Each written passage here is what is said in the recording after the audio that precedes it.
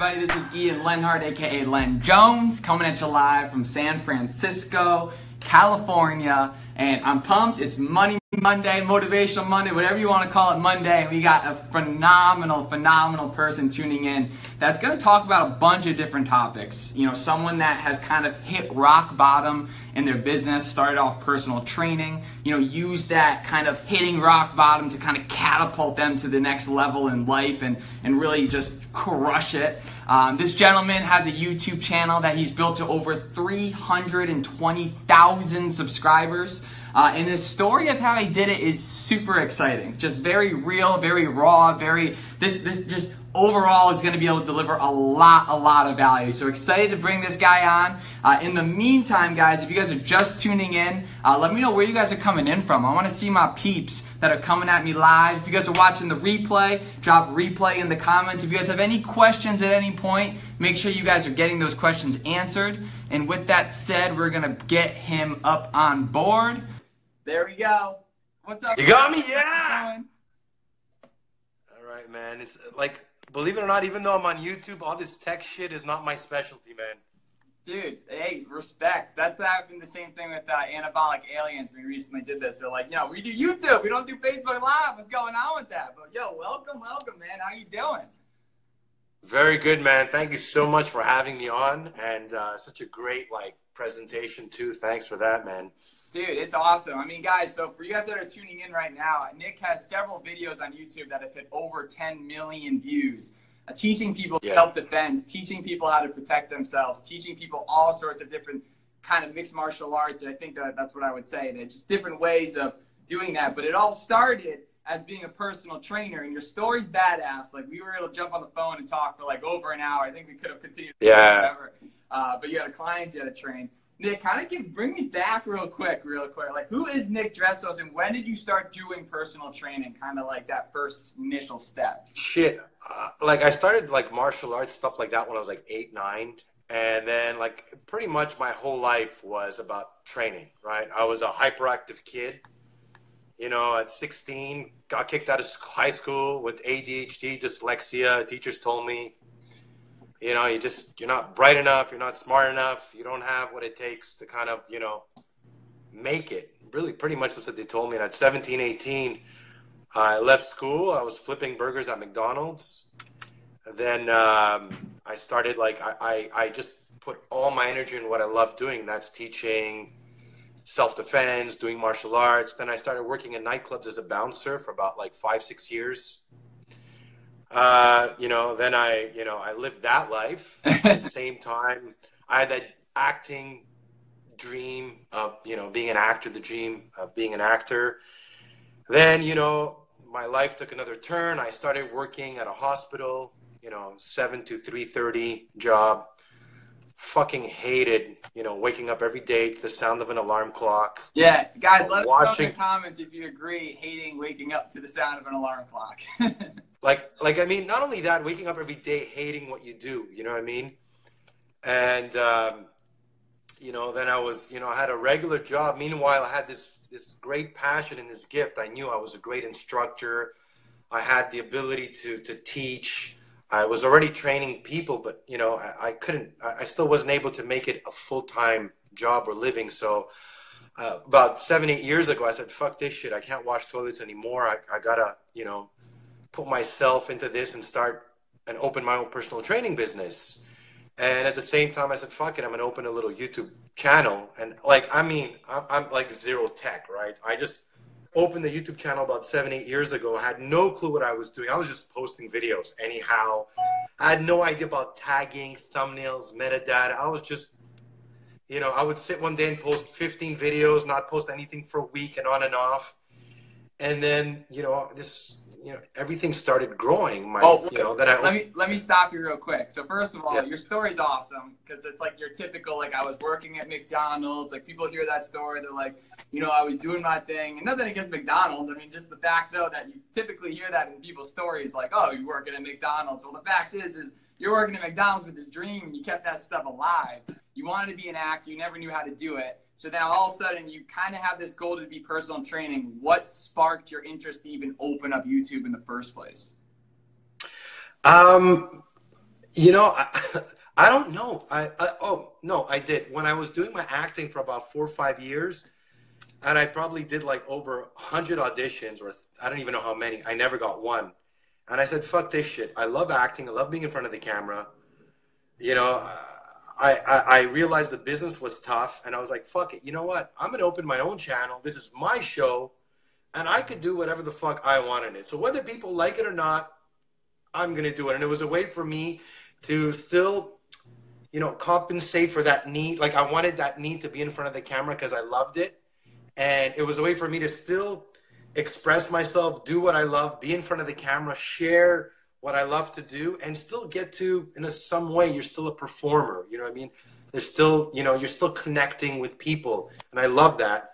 And it was actually what started me by, you know, what started the idea of let me just open a YouTube channel and just create my own show and like my own thing, you know? That's cool. Yeah. One thing you kind of said during that kind of got me thinking is this concept of kind of reinventing yourself, because you've done that multiple times in your life. You know, different career paths, different things. You try different stuff. Oh, yeah.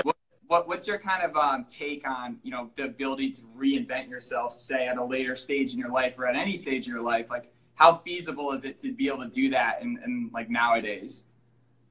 I still am at 40 years old, man. I still am. Like right now, because I have one YouTube channel, which is Nick Drossos, which has 325,000. I also have Code Red Defense, which has another 130,000. One is strictly self-defense. This one now, the Nick Drossos, has self-defense, has motivational, has fitness. You know, I'm taking a different path in terms of where I'm going as well right now. So I'm always like, I get bored of sticking to the same things. And I kind of get bored of, this might sound weird, I get bored doing the same thing or being myself as well. I don't know how to explain it. That now I'm taking this whole new, you know, I'm, you know, starting my acting career again. I'm starting to write. I have an agent. I'm starting to, you know, like everybody laughed at me when I told them I was going to go back to my acting career at 40 years old. And I did my second audition and I got a commercial, which was like, fuck it, you're never too late to pursue or kind of accomplish, or, you know, I always say, if you have a dream, you just got to do it. It doesn't matter if I'm 60, 70, fucking 80, just do it, man. When I die, I want to look back and say, I fucking did everything I wanted. I did it. Everything. There's not one thing that I didn't like turn around and flip it over and do it. But that's my mindset. Yeah, totally. A couple of things that pop up is I'm pretty sure Morgan Freeman got started acting, I think in like his mid-50s or something like that. I might be wrong. So like anyone can get started at any point and be a freaking killer actor. But it's awesome because you went out there and just showed people. So you're using this YouTube platform to kind of launch this acting career that anybody can really do. Anyone can take advantage of. So the question is it didn't start off right away. You know, a lot of people are trying to build their channels. A lot of people are trying to get that subscription. What does it take to actually get a channel off the ground? See, there's a few things. And like I look at a lot of YouTubers today, and no disrespect to some of them, but I think they're clowns. Some of them are just like, you know, the kid who's how fast can I eat a burger, and, you know, how much prank, and one prankster has to outdo the other one just to get views. And then the guy has to create a story within his life just to entertain people. Like, number one thing I tell people is content. I look at it as, what am I giving to people? How am I changing people's lives? How am I making it better? What message am I sending? If I'm teaching self-defense, I'm teaching how to defend yourself. If I'm teaching fitness, I'm showing you how to stay in shape. And I'm 40 years old, man, no medications, I'm in top shape. When I do my motivational Mondays, I'm sharing my life about my struggles growing up to inspire the young kid who's not rich. And, you know, I didn't grow up rich. My parents, you know, were not there most of the time. My sister raised me. I got kicked out of school young, and yet I still made it. And I want to give that hope to those kids watching these videos that, man, no matter what the fuck life brings you, man, you take that shit, you fucking break it up, make it up, beat it down, and fucking do something. And I find that I'm giving back something that's positive and good to people. So I tell people, your content, consistency is the key. You got to love what you do. If you don't love it and you're doing it for money, you're going to realize that it's going to take time before you make money. But if you're not doing it for the money, it doesn't motivate. You're going to keep doing it because you love what you do. True. And the beautiful thing about that is you can just get up anytime, any place, anywhere, do it all from your phone, just like we're doing right now, streaming live across the world, which is like so cool because we can do it at any time. It's just so possible. Man, I was 2 months in Greece, man. 2 months in Greece with my son, which was part of my dream plan when about 7 years ago, 8 years ago, when I decided to like, fuck this shit, I'm going to open my own business. I tell people, and I think we talked about it, I tell people, define what success is to you. Define it. Write it down. Define it, and then ask yourself, how much do I need to live that life? And then go towards that goal. And like today when I think, fuck, I was 2 months in Greece, and part of my life plan that I wrote down, which is done until I'm 50 years old. So I did it from 33 to 40, 40, 44, all the way to 50. So I pretty much have everything like a big fucking map. And one of them was that, to be able to have that freedom to travel and be able to still, make money online and live that fucking dream life where you're that vision. You're not stuck anywhere. You're not stuck. I hate being trapped. That drives me like I can't handle that. It's cool because like when we interview these different people and pick apart their stories, like a lot of the startup founders talk about the vision. Like the vision is what holds the whole company together. It's the most solid format of the entire operation. If the founder doesn't have vision, it's not going anywhere. When I speak to network marketers, it's the same thing, vision. They foresee themselves on this stage with all of their team and all the people behind them. And it's so powerful and strong that people just are naturally drawn to it like a magnet. And when you say it with vision, it's like you saw yourself living that lifestyle, traveling to Greece, making money online, doing that. And that vision is what got you to kind of get through, especially the dark years where no one knows who you are, no one's watching your videos, you're putting in countless hours, getting no reward. Let's talk about those days.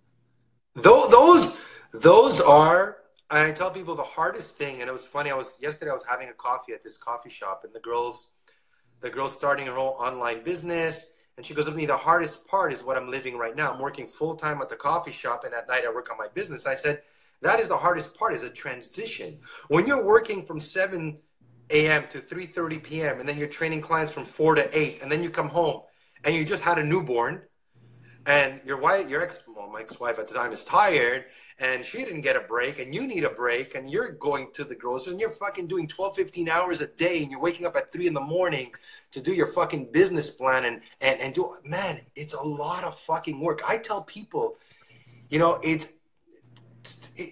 there's an obsession to becoming successful. There's an obsession. It's like you eat, breathe, shit, sleep. Like failure is not an option. It doesn't exist. I'm going to take whatever it takes. I'm going to hammer the tree 100,000 times in different ways to get it. And when it comes to visualizing, I'm just going to say something, Ian. Sorry, I talk a lot because my brain goes really fast. I tell people, when you visualize, it's not enough to say, I want to be successful. I want to be the top real estate agent. I want to live in Greece. No. I tell people, you want to live in Greece? That's my dream. Like, I have I want to be like, I'm going 2 months, but eventually I want to spend 3-4 months out of the year in Greece. I'm looking already to start buying a little place in Santorini where my dad's from. And I've actually visualized what my couches are going to look like, how my terrace is going to look like. You got to go in detail when you visualize and when you write down your plan. And know that things are never going to go exactly, but it's like a GPS, right? You put on a route and it's blocked, and then you take another route and another route. But at the end, you get to the fucking point. Yeah. It's that roadmap. It's like knowing where you're going to be. Eventually, you're going to end up here. You just got to figure out all the little detours that you get till there. Thank gosh for freaking freaking Google Maps now for making life so easy. I always tell people I'm the worst at freaking directions because of Google Maps. I mean, like, you plug it in, I have no idea where I'm at. It just tells us where to go, right? But one thing that kind of gets me really charged up with you is tell me about the semantics. Like, so were you posting videos like for did it say for a year, would you post a video every single day? And then what do you think was kind of the takeoff point? Because a lot of the YouTubers I talk to, it's like this 2-year gap where they just put stuff out and nothing happened. And then all of a sudden they hit that like 5,000 to 20,000. And then after 20,000, it was like, woo! Like what's your kind of opinion on that? I look at YouTube as you got to prove to them that you're serious. Because everybody wants to be a YouTuber. Everybody wants to make money online. I look at it like they're the boss and I got to prove to them I'm serious about this. And before they take you seriously, they got to know, is he consistent? Is he answering? Is he posting regularly? I got to prove to the boss, which is YouTube, that I'm going to take whatever it takes to climb the ladder. So I think that if you have a structure within what you're doing, eventually something's going to crack. Again, you have to have good content. If you're like, I'm going to post 2 times a week, same time, same day, I'm going to answer every comment until I get it right, until one video goes viral, then that's what it's going to take. Because what happens with most people, they give up. Why? Because not only in YouTube, but most people think short term. You open a business, I want the reward now. Fuck, I tell you, open your business, you're going to plant the seed, you got to water the fucker, you're going to work it for 2-3 years, and in 3 years, you'll start making money. Until then, you fucking hustle it out. You know, you might not make money for the first 3 years, but the 3rd, 4th, 5th, then you start making money. Then you start realizing, shit, the effort I put is paying off now. But that's the same thing that I believe YouTube is looking. Is this guy serious? Because they don't want a one-hit video that, you know, they want quality, that what you're giving to people is of some sort of value. That's what I believe. For sure. And I got to give a shout out to Mike Rosso over there, right there. Once you go Greek, you're sore. Mike, brother, I love you, man. These guys are amazing, man. I got to do a video with them, and they were super nice, cool guys, and it was a great fucking experience. These guys are really, Mike, love you guys. Mike and Q, brother. Shout out to the boys. And for everyone that's listening in right now, I mean, Mike and Nick are both great examples because, for example, you never know what that first viral video is like. And I kind of asked that to Mike. I said, you know, do you know if a video is going to go viral? Like, do you ever do something you're like, that was the best thing I've ever done? And then you're like, boom, I'm good. Like, you know, you're Beyonce and you're dropping an album. You know that shit's taking off. Like, you typically don't know. What's your than that? No. I have a video that has 15 million views. And it was done in the street where I was like, take these guys and tell them to take you down and give them $20. You never know what's going to go viral. And then I've spent money thinking, okay, this is the video. The idea is amazing. I love it. This is going to go viral. Doesn't. You never know how people are going to react to something. So it's like, as you can calculate a viral video because most of the time I believe a viral video is something that either is going to make you cry or make you laugh or make you think, and a lot of the times it's going to be something that's in the spur. I believe it's like spur in the moment. Unplanned, you know, spontaneous. Yeah, like, I mean, you don't, like I said, the videos that I thought were going to do really well, some of them didn't. And the ones that I was like, oh, this one's not so good, did amazing. You kind of never know. But you're always thinking of what's the next viral video that you could try to make. But yeah, that's you just keep hammering it out. Yeah, and obviously, you know, you'll always, a big thing that network marketers in particularly face is that, and I bet some new YouTubers, but I think it's worse in the network marketing profession, is a lot of times when someone's getting into a new field and they're really putting themselves out there and they're kind of, you know, talking about, you know, being their own boss or doing a lot of their friends will kind of like just naturally kind of push them down. It's kind of like that whole thing of like when someone else is jumping up, like, you know, you're almost nervous, like why isn't everyone else? It's like that one person leaving the pack. Everyone's trying to pull them back, like society. Did you face a lot of like negativity? I feel like you're the type of dude that just doesn't care. But like, did you feel like what's your take on that? Like that negativity that you'll face kind of when you're trying to build that channel and that journey and define your brand and all that stuff? You know what? Like I'm 40 now, and at 20, I gave a fuck what people thought. At 20, I cared. I wanted to look good. I give a shit what people thought, how I looked. I did. In my 30s, I started thinking, who the fuck cares? And at my 40s, I'm like, who gives two fucking shit? At the end, they're not paying my bills, I am. So, you know, I look at it and, you know, I don't focus on, I got to focus on what I have to do and stay that course. And you're always going to have people who are going to try to pull you down, take you down, try to bring you down to their level because they just seeing you go up. and them staying at the same place, well, it makes them insecure. Hell yeah. People will all try to pull you down. I get hate comments all the time. I don't give a fuck. I even answer them. Thanks for watching, man. Hey, man, it's all cool. You have the right to your... I don't give a fuck. I don't care. Because I know it's part of the business. I tell people, if you don't have the stomach to be criticized and like people shoot you down, don't go online. If you're going to go home and be like, oh my God, did you hear what the guy wrote to me? Read it. It's so bad. Don't go online. Then you don't have the stomach for it. You're not made for it. Until you build that thick skin where you're like, hey man, great, fuck you. Who gives a shit? Then don't do it. Yeah, I mean, that's something that just pins is the skin in the game. I mean, in any business, in any aspect of life, you have to create skin in the game. And it's interesting because every failure is a trial or tribulation to prepare you for the next level. Like in business, if you're trying to run a company, you better be handled to have negative press and negative things happen. Like this dude, Gonzalo, who I did an interview with a few days ago, he's the CEO of this company, ProdSmart. He says, I'm in the business of being told no. That's what I do every day. People tell me no every day. That's my job, is to get told no. And he's got this, you know, epic beard and his big smile on his face. I mean, it's like you need to grow that skin. And the only way to do it is by failing, which a lot of people, the reason people don't even start is because they're so scared. And it makes sense. Human beings don't want to be criticized. Human beings don't want to do something uncomfortable. Yeah. It's like our natural instinct to protect themselves. That's why people freeze up before they public speak, because it's like your body trying to protect yourself. But it's like just getting out there and making moves and doing it and putting stuff out there. Here's the thing. Ian, I failed so many fucking times. I failed so many times that failing doesn't scare me. I don't give a fuck. I could lose everything today. I don't give a fuck. I'll make it back because I'm not afraid to fail. And I know what it takes to make it.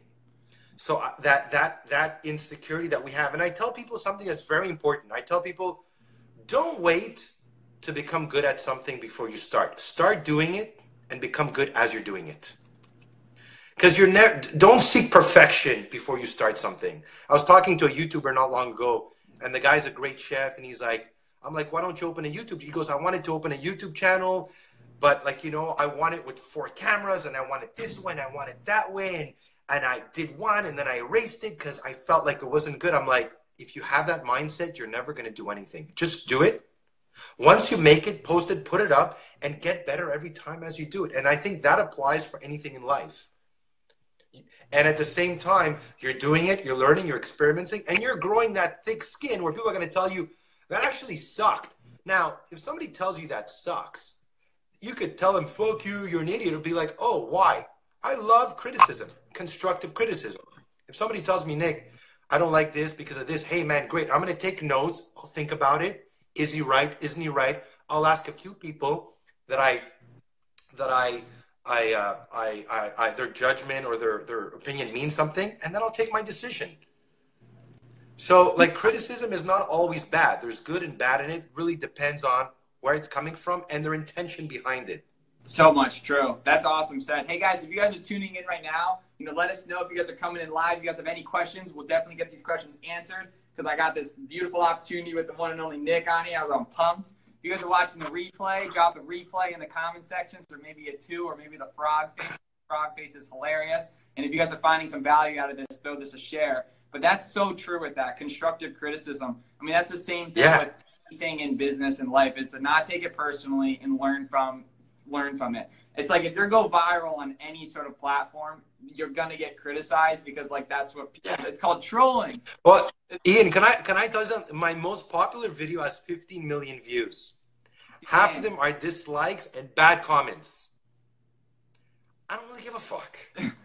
At one point, when it went viral, I was like, oh man, it's not my greatest video. Maybe I should. And I'm like, no, it's a fucking video. It got 15 million views. I made a lot of money off that video. And at the end, fuck it. You know, if you're going to criticize and judge me based on one video, then I don't really give a fuck. If you're going to take the time to look at my other videos and say, wow, this guy's actually pretty good, then hey, but you know how it is, right? It's either people either want to hate or like. Yeah. So like, you know, yeah, go ahead. It's funny because I made a video about haters and I said there's 3 types of haters. They're the ones who hate that no matter what you're going to do, they're just going to hate you. Right? No matter what you do, they just hate you. Then you have the hater who's gonna like like criticize, but no matter what you say, he's going to have a response because basically he just wants attention and wants to be heard.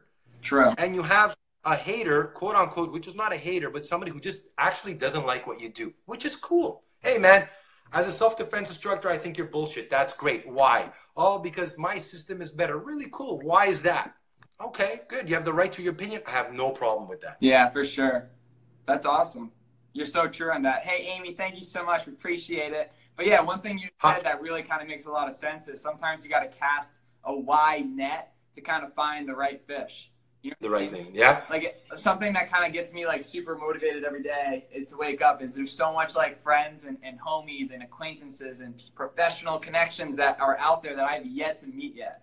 Like think about your best friend. Think about how you met him. Like you have no idea who out there is part of your tribe and you guys haven't even connected yet. So social media and doing these videos is such a good way to find those few people that are just going to bring so much happiness and enjoyment into your life because you know you'll be able to make an impact on those one people, which is why I envy you so much because you go out there and you put stuff out there and you're not afraid to fail. And the fact is you need to be on that mindset, which is phenomenal. And your results speak, man. 300K subscribers.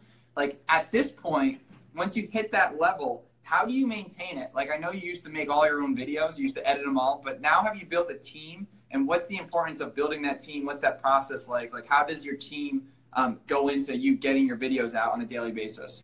You're gonna laugh, Ian, but I've been winging this shit for the last like 7 years. Okay, most of my videos have been filmed with my phone, and I don't edit them. They're cold. If you look at the old ones, I only got a team in the last 2 months. I got Cinemagy, which is 3 guys, like my film crew, Yanis, Ebby, and Mohammed. Shout out, these guys are amazing. And you'll see the last 5 videos or 7 videos are completely different. That's because I have my team. And I hired a girl now, an assistant, like, you know, who runs all my emails and shit like that because I write like I'm a 5-year-old, right? So she takes care of all that. So until now, I've been winging this shit.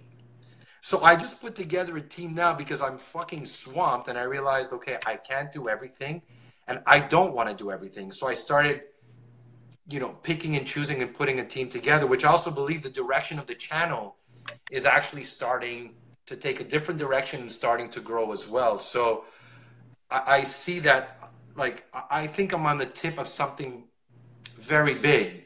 And now it's like, I have a lot of, you know, new plans and new videos and new ideas that are coming up that we're working towards right now. Yeah, that's awesome. One question I always like to ask, and it's good, is that, so you specialize in self-defense. Like, that's what you do. Yeah. You teach people how to whoop some booty if they got it in any situation. You make sure people are prepared. You enjoy doing it. You're a coach. You're a leader. Yeah, that's your gig.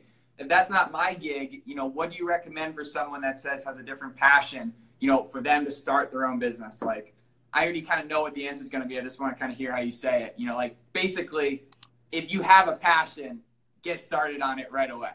You know, I was talking to a friend of mine, and he's a hairdresser, and he's like, oh, you know, I want to open a YouTube channel, and he wanted to do something about real estate, but like, you know, he has this idea, and I'm like, bro, you're a hairdresser. You're good at what you do. Open a channel about your passion and what you're good at. The people in the camera feel that. They see that. You can't fake something that you're not. Not on camera. People, we could detect this shit. We could see it. You have a passion. I don't know. You like music. Teach music. You don't need to grab a big following. Just grab a good following. Build a niche and work around that niche. You're better off having a small niche of good followers than having a mass who just don't follow you or just, you know, kind of go on and off. So the first thing I tell people is, what are your passion? What do you love to do? And how well can you express it to the camera? That's right. Because you also have to be a little bit of a character. You know, you have to be able to, you know, it's not only, you can imagine, hey guys, Nick Drossos, today I'm going to teach you about self-defense. Yeah. You got to be guys, fuck, you know what I mean? Sucker punch, and you know what I mean? And, you know, I bring my experience working in clubs and stuff like that. So I could bring, I bring not only what I teach, but myself as well in it. Yeah, that's awesome. So a couple things I got from that: grab a good following. You know, make sure it's the right following. Make sure it's the people that you actually want to be building that niche. Second thing is get that specific niche of followers. You know, who is it? What did they do? One of my mentors, John Melton, says, if you're good at doing one thing better than the next person, like if you can tie your shoe better than the person next to you, you're considered an expert. You know, there's certain things, there's certain people that you can build and grow, and it's like building this digital online tribe, which you've clearly shown is amazing, which is awesome. So with that said, we're going to kind of slowly wrap this thing up in a little bit, but what do you think is probably the most critical component to someone, you know, becoming their own boss online and just getting started today? Like, what do you think is the first step someone needs to do, and things to avoid on that mission? This is a very broad statement, so whatever you kind of come up with. I think the first thing is, like, you got to believe in yourself. You got to build a solid plan. You got to ask yourself, before you do all this, actually, you got to ask yourself, what do I really want from my life? Why am I doing this? What is my mission? What is the overall goal? A lot of people do all these big things and at the end, get to the end and like, why am I doing this? I don't like this. Why did I do this? Or why am I building this business? Or why did I invest myself in this? And there's nothing worse than that. So first, ask yourself, fuck what your parents think, what your mother thinks, what your family thinks, your friends think. What do you want from life? What is your mission? What do you want to give back? Have a solid plan. Don't be afraid to fail, because failure doesn't exist. It's a fucking experience. If you fail, quote unquote, then you do it again, and you change the plan and you keep going, and you just stay the course, and you have to be patient. Fuck, any success story, and I know a lot of people who've made it none of them made it overnight. You know what I mean? They all fucking hustled it out, grinded out, especially when you're self-made, especially when your parents are not giving you money, paying your shit, giving you stuff. You know, when you're making it alone and you're fucking counting your dollars that you're investing, you think twice about spending that money. And what are the mistakes that, you know, don't, like, listen to people's advice, because people will always give you advice. But at the end, ask yourself, take the time and to ask yourself, like, okay, who's it coming from? Where is it coming from? Is it, you know, and at the end, you got to make your own decision, right? And like I said, don't be afraid to fail. You know, go out and do it. Be patient. And, you know, hell yeah, stay the fucking course. You know what I mean? Stay the course and enjoy the ride. Enjoy the fucking moment. If it's stressing you out making YouTube videos, then don't do them. True. You got to enjoy doing it. I love being in front of the camera. You could see it. I love making videos. The day I hate it, I don't give a fuck about the YouTube. I don't give a fuck about the money. I'm going to stop doing it. But once that passion is gone and you're just doing it for money or anything else, you're going to be like, oh, fuck. I don't want to do this, and people will see it. So even if you're struggling, you're starting off, enjoy the ride, because you don't want to make yourself sick working 15 hours a day, hating something you do for a goal that you want to get in 3 years, because right now you're suffering for it. So enjoy the day-to-day experience while you're climbing the fucking mountain. And when you climb it, I tell people, climb it with integrity and honest and truth, and look down and say, as I climbed the mountain, I didn't burn the forest to get on top. I left positive message through my way up. Because to me, that's very important, man. That's fucking important. If I'm doing this if I'm doing this, I'm not leaving something positive behind, it's completely useless for me. It really, really is. Because at the end, look, man, I didn't grow up rich, so I don't give a fuck about money. I have enough. As long as I make enough to live the life, the little life I've defined that I love, that I'm living right now, I don't need more. Everything else is a fucking bonus. So that's it. That's it, man. Boom. That was awesome. I mean, the fact that your intention is so true, because who you are just gets expanded on social media. I mean, like, if you're going out and if you have good intentions and you really want to help people, and then you go out there and do it, it's just going to get magnified. But on the flip side, if you're just like, don't have people's intentions in mind, you're out for yourself, you're egotistical, people will smell that, and it'll just smell it, man. And man, I worked in clubs for years. I'm a fucking radar. I smell bullshit, man. I would see 1,000 people every weekend for almost like 6, 7 years. The way you shook my hand, the way you looked at me, your body language, the way you stood in line. You know, I'm able to pick this shit up so quickly. And you know what I tell people? Other people pick that up as well. But that hat, Matthew, it's my Greek hat from Santorini, man. Mr. Cosgrove, shout out. It keeps me close to my Greek roots. Look, my boy, my motivation right there. My son in Santorini, my island. That's it, man.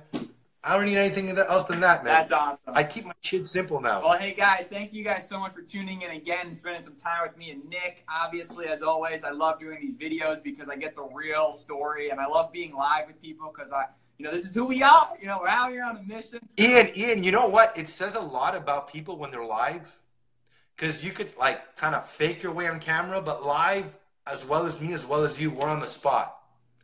Right? So you can't, people feel the energy and they feel the truth through the camera, unlike if you're filming. So I think it's amazing. I love doing live shit. Whether it's seminars and shit, I'm like, fuck, let's go bring it on. This is when I feel the fucking energy and I'm at my highest. You know what I mean? Yeah, and guys, the thing you can't regard with Nick is he's full of energy. He's real. He's fun. I mean, just doing this live has been super, I feel full. I feel like I could freaking, you know, I tell people I'm high on life, man, because you know what? I spent most of my life being pissed off and angry at life. I was pissed off at the world. I was mad at fucking everybody. I blamed everybody for my failures, the school system, you know, the way I grew up at home, where I grew up. And today the fact that I can, you know, live this life, it's twice more. Like, it's not about making money. It's about being happy at the end. And I have this because I've been on the other side of the spectrum. And today, because I live this fucking great life and I love what I do, and believe it or not, Ian, I'm like this most of the time. People are like, fuck, are you on drugs? No, man. Life is fucking good, man. Life is fucking good. That's awesome, man. We could talk forever. So, guys, like, man. Make sure you guys subscribe to his YouTube channel. As always, he's phenomenal. If you guys found some value out of this, definitely give it a share. Amy, thanks so much for sharing. We appreciate you. Guys, this has been fun. This has been awesome. We have a bunch of phenomenal human beings coming on.